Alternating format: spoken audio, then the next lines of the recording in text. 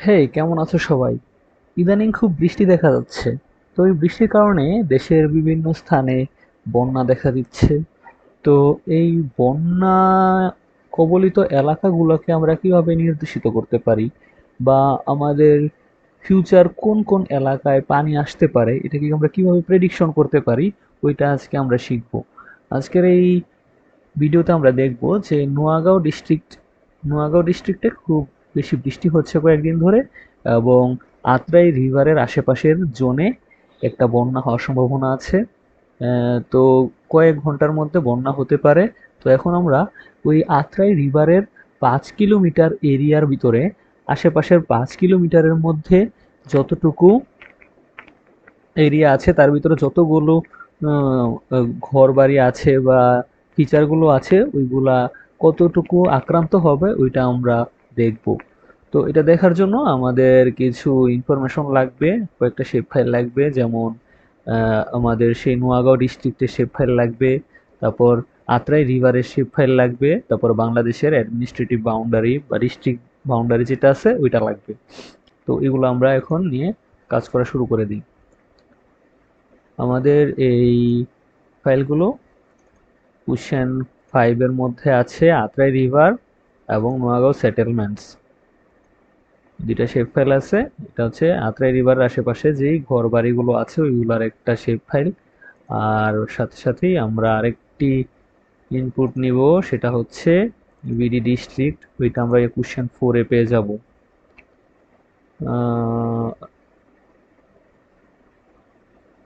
আচ্ছা, sorry, question 3-তে পাবো। Question 3-তে আমরা এই বিজিডি বিএম ডাটা ডিস্ট্রিক্টেরটা এই ফাইলটা নিয়ে নিলাম। তারপর এখন আমাদের কাজ হচ্ছে এই আত্রাই রিভারটা, যে এই রিভারের আশেপাশের 5 কিলোমিটারের এরিয়ার যে সেটেলমেন্টগুলো আছে ওইগুলাকে সিলেক্ট করা, বা ওইগুলাকে আমরা ডিফাইন করা। তো এর জন্য আগে আমাদের এই নদীর আশেপাশের 5 কিলোমিটারকে আলাদাভাবে ডিফাইন করে নিতে হবে। এটা করার জন্য আমাদের একটি সিম্পল টুলের দরকার হবে, সেটা হচ্ছে বাফার টুল। এটা খুবই ইন্টারেস্টিং একটা টুল। আমরা এই টুলটা সার্চ বারে গিয়ে যদি সার্চ করি বাফার লিখে, তাহলে চলে আসবে। এন্টার দিলাম। তো বাফার অ্যানালাইসিস টুলটা যে এটা আমাদের দরকার হবে। তো বাফার অ্যানালাইসিস টুলে আমরা ক্লিক করব। ক্লিক করার পর ইনপুট ফিচার, এই ইনপুট ফিচারের মধ্যে আমরা কি ইনপুট করব ওইটা দেব। এখানে আমরা ইনপুট ফিচারের মধ্যে রাখবো আত্রাই রিভারটাকে।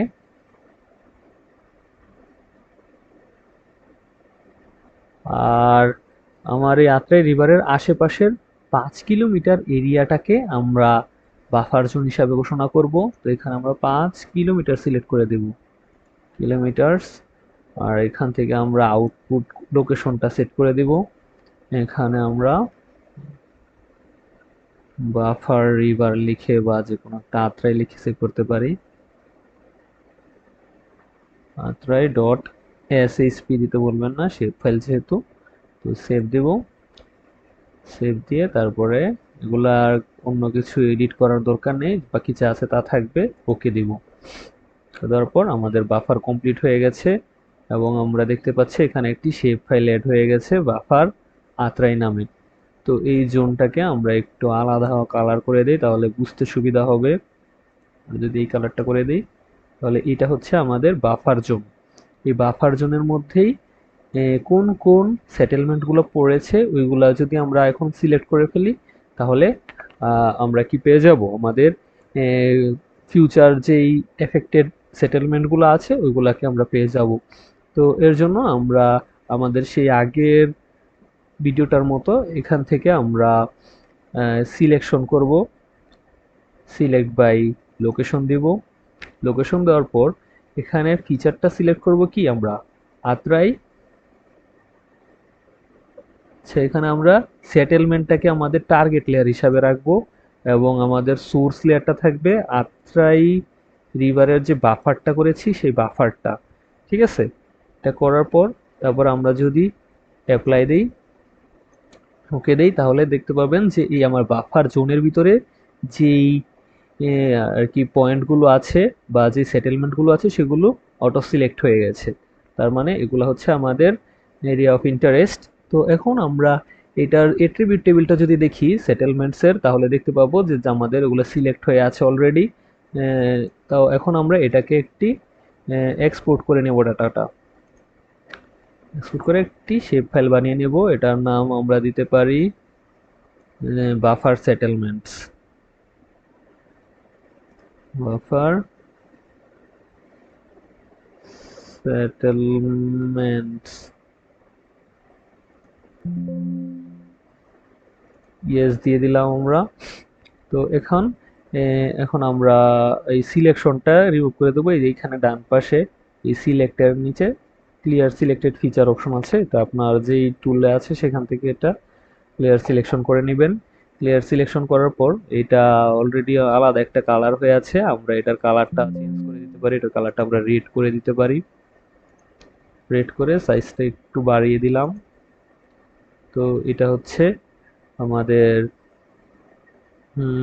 যেই জোনটা আমাদের আছে আর কি, যেই সেটেলমেন্ট গুলো আমাদের ডেঞ্জার জোনে আছে, রিস্ক জোনে, সেটার কালারটা ডিপ করে দেই।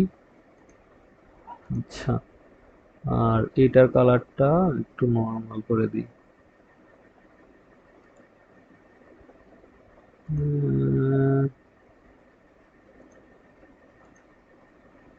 ঠিক আছে, তো আমাদের মোটামুটি কাজ শেষ। এখন এখন আমাদের কাজ হচ্ছে একটা লিজেন্ড তৈরি করা আর ম্যাপ ভিউতে নিয়ে যাওয়া। ম্যাপ ভিউতে নিয়ে গিয়ে আমরা এটাকে একটু জুম ইন করব।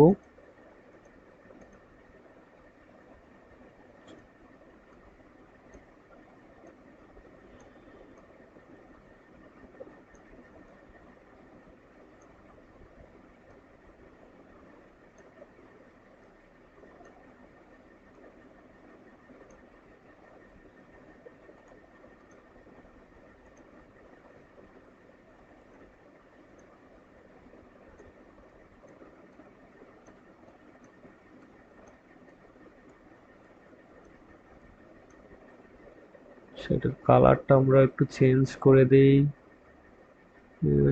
এটা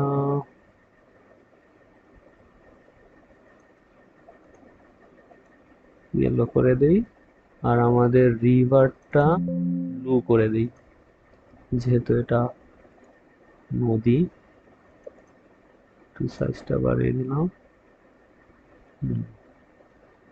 তো এখন আমরা ইনসার্টে যাব, তারপরে টাইটেল দিয়ে দেবো। এটার টাইটেল কি ছিল, এখানে আউটপুটে আমাদের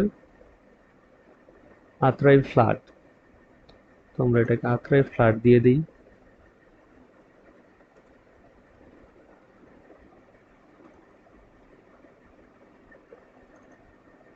এখন এটার চেঞ্জ সিম্বলে গিয়ে ফন্ট একটু বাড়িয়ে দিলাম, বোল্ড করে দিলাম।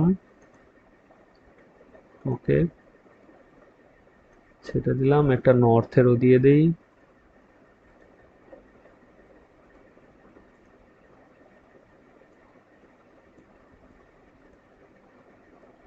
নর্থেরও দিয়ে দিলাম। এখন একটা লিজেন্ড নিব। তো লিজেন্ডে এই ডিস্ট্রিক্টের এটা দরকার নেই, চারটা হলেই হবে।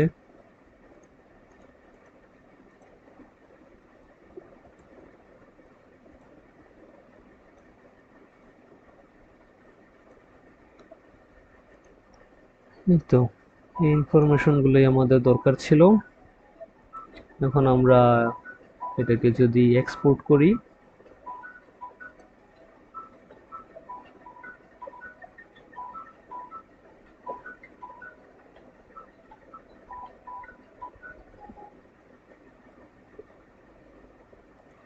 এটাকে যদি আমরা এক্সপোর্ট করি, এক্সপোর্ট করলে এরকম একটা ফিগার দেখতে পাবো, যেখানে আমাদের এই এফেক্টেড জোনটা বাফার জোনের মাধ্যমে দেখানো হয়েছে এবং এফেক্টেড সেটেলমেন্ট গুলো দেখানো হয়েছে। ধন্যবাদ সবাইকে ভিডিওটি দেখার জন্য।